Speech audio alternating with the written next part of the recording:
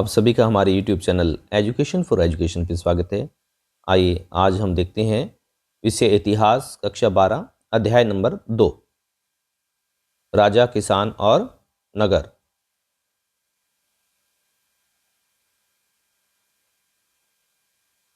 चालीस हमने महत्वपूर्ण क्वेश्चन लिए हैं। इससे पूरे लेसन का निचोड़ है इसके अंदर, और यदि ये 40 क्वेश्चन आप कंप्लीटली याद कर लेते हैं तो मुझे आशा है कि आप अच्छे अंक प्राप्त कर पाएंगे।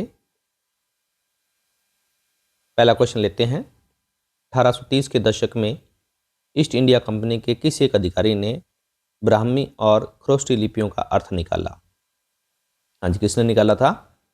जेम्स प्रिंसेप ने। वेरी वेरी इंपॉर्टेंट क्वेश्चन है ये, पूछा जाता है किसने निकाला था।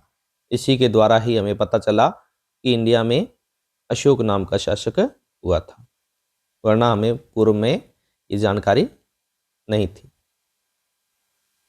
किस राज्य को प्राचीन काल में मगध कहा जाता था? हाँ जी, किसको कहा जाता था? मगध बिहार को। किसको? बिहार को। बौद्ध और जैन धर्म के आरंभिक ग्रंथों में कितने महाजनपदों की जानकारी मिलती है? तो कितने की जानकारी मिलती है? 16 महाजनपदों की जानकारी मिलती है। बौद्ध जो ग्रंथ है उसका नाम है अंगुत्तर निकाय, और जैन जो ग्रंथ है उसका नाम है भगवती सूत्र।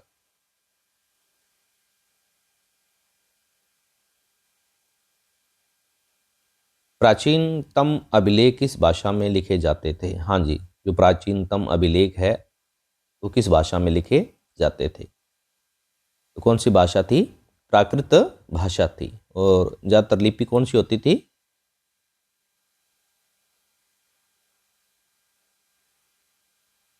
ब्राह्मी लिपि होती थी।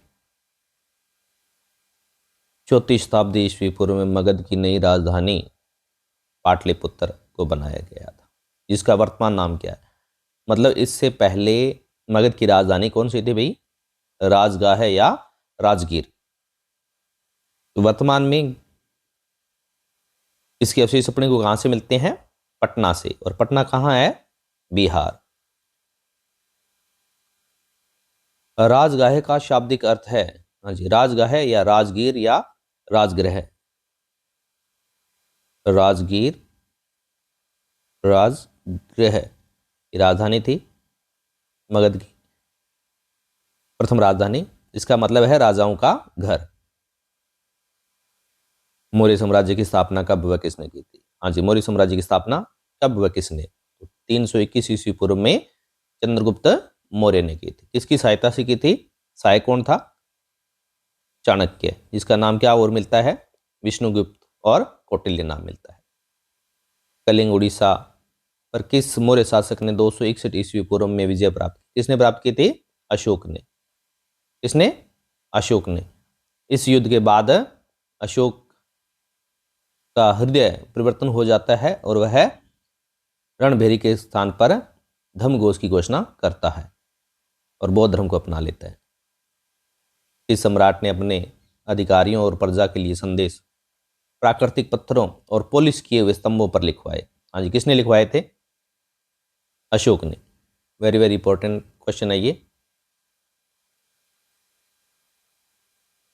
और ऐसी चीजें ईरान के शासक किया करते थे, डेरियस, जिसको दारा भी कहते हैं। मौर्य साम्राज्य के 5 प्रमुख राजनीतिक केंद्र कौन से थे? हाँ जी, 5 प्रमुख राजनीतिक केंद्र कौन से थे? मुख्य था राजधानी पाटलिपुत्र, उसके बाद में तक्षशिला, ये पाकिस्तान के इलाके में था। उज्जैनी आपका मध्य प्रदेश का, और तोसली आपके उड़ीसा में, और सुवर्णगिरी आपके कर्नाटक में। सुवर्णगिरी किसके लिए प्रसिद्ध था? हाँ जी, जैसा नाम से ही पता है, सुवर्ण मतलब सोने के लिए, सोने की खदान के लिए प्रसिद्ध था। अशोक ने धर्म के प्रचार के लिए किन विशेष अधिकारियों की नियुक्ति की? Very very important question. किसकी नियुक्ति की थी? धम्म महामात्र की। मौर्य साम्राज्य की जानकारी के 2 प्रमुख ग्रंथों के नाम बताइए जिनसे अपने को जानकारी मिलती है। तो कौन से हैं? अर्थशास्त्र और इंडिका। अर्थशास्त्र को लिखा था कौटिल्य ने, चाणक्य या विष्णुगुप्त। और इंडिका को लिखा है मेगास्थनीज ने। कौन था मेगास्थनीज? यूनानी राजदूत। सेल्यूकस निकेटर के द्वारा इंडिया भेजा गया था ये। इंडिया में लगभग इनका कार्यकाल रहता है 304 ईसा पूर्व से 299 ईसा पूर्व। उत्तर प्रदेश में मथुरा के पास माट के एक देवस्थान पर किन शासकों की विशालकाय मूर्तियां लगाई गई है? हाँ जी, किसकी लगाई गई है? कुषाण शासकों की। कुषाण शासकों ने मुख्यतः किस उपाधि को धारण किया? कौन सी उपाधि को धारण किया था? देवपुत्र। कौन सी? देवपुत्र। इलाहाबाद स्तंभ अभिलेख के नाम से प्रसिद्ध प्रयाग प्रशस्ति की रचना किसने की? किसने की थी? समुद्रगुप्त के राजकवि थे हरिशेन। कौन थे? हरिशेन। कौन सी भाषा में की थी? संस्कृत में। पंजाब और राजस्थान क्षेत्रों में लोहे के फाल वाले हल का प्रयोग कब शुरू हुआ? वेरी वेरी इंपॉर्टेंट क्वेश्चन है ये। कौन सी शताब्दी में हुआ? 20वीं शताब्दी में। आरंभिक भारत का सबसे प्रसिद्ध विधि ग्रंथ कौन सा है? कौन सा है? मनुस्मृति। कौन सा है? मनुस्मृति। किसने लिखा था? मनु ऋषि ने लिखा था। कौन सी भाषा थी? संस्कृत भाषा थी। Very very important question. Prabhavati गुप्त कौन थी? कौन थी भाई? चंद्रगुप्त द्वितीय की पुत्री थी। इसका शासनकाल 375 से 415 ईस्वी पूर्व के बीच है। चंद्रगुप्त द्वितीय का, ये गुप्त वंश से हैं और इनकी ये पुत्री थी प्रभावती गुप्त, जिसका विवाह वाकाटक वंश में किया गया था। अग्रहार किसे कहते थे? हाँ जी, अग्रहार।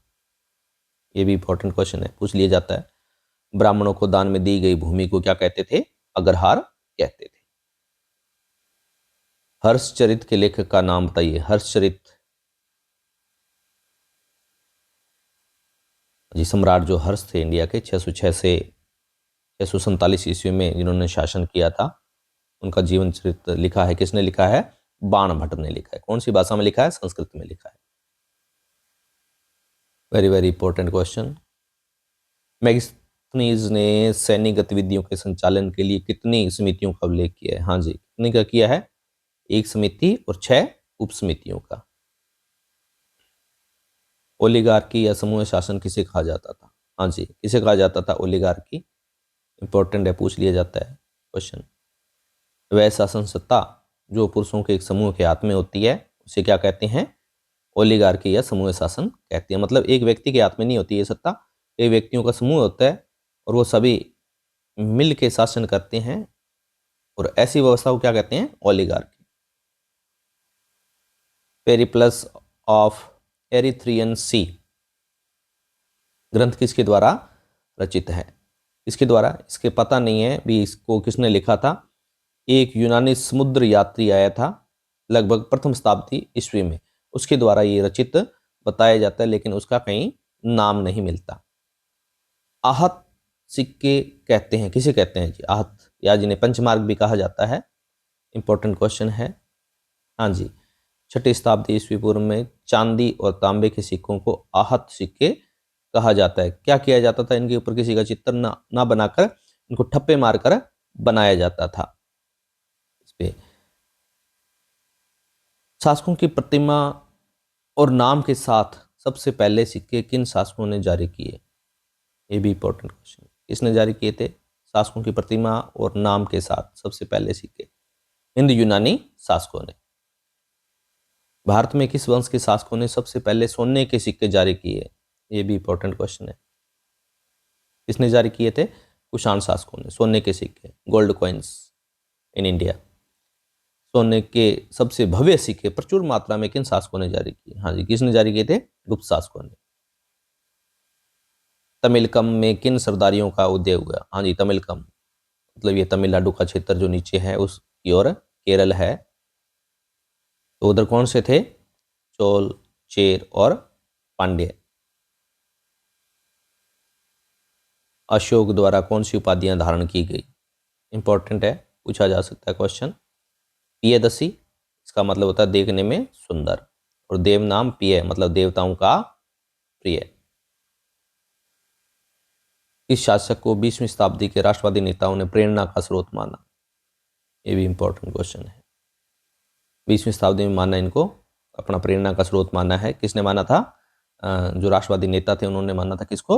अशोक को। शिल्पदिकारम क्या है? क्या है शिल्पदिकारम? एक तमिल महाकाव्य है। प्रयाग प्रशस्ति में किसका वर्णन है? हाँ जी, मुख्यतः किसका वर्णन है? समुद्रगुप्त की विजयों का वर्णन है। सुदर्शन झील का निर्माण किसने करवाया? Very very important question. किसने करवाया था? चंद्रगुप्त मौर्य के आदेश पर गिरनार में नियुक्त राज्यपाल पुष्यगुप्त वैश्य ने निर्माण करवाया था। गिरनार कहां पे है? गुजरात। तो राज्यपाल कौन सा था? पुष्यगुप्त वैश्य। इस शासक ने सुदर्शन झील का जीर्णोद्धार करवाया, मतलब उसकी मरम्मत करवाई। यह भी पूछा जा सकता है। किसने करवाई थी? शासक रुद्रदमन ने। किसने? रुद्रदमन ने। गृहपति से क्या आशय था? हाँ जी, गृहपति। ये भी इंपॉर्टेंट क्वेश्चन है। गृहपति घर का मुखिया होता था और जो घर के प्रत्येक सदस्य पर नियंत्रण एवं संपत्ति का मालिक होता था, इसे गृहपति कहते थे। राजा और प्रजा, विशेषकर ग्रामीण प्रजा के बीच संबंध तनावपूर्ण रहते थे। इसकी जानकारी किन स्रोतों से प्राप्त होती है? किससे? जातक कथाओं से। कौन सी कथाओं से? जातक कथाओं से। और जातक कथाएं कौन से धर्म से रिलेटेड है? ज्यादातर बौद्ध धर्म से।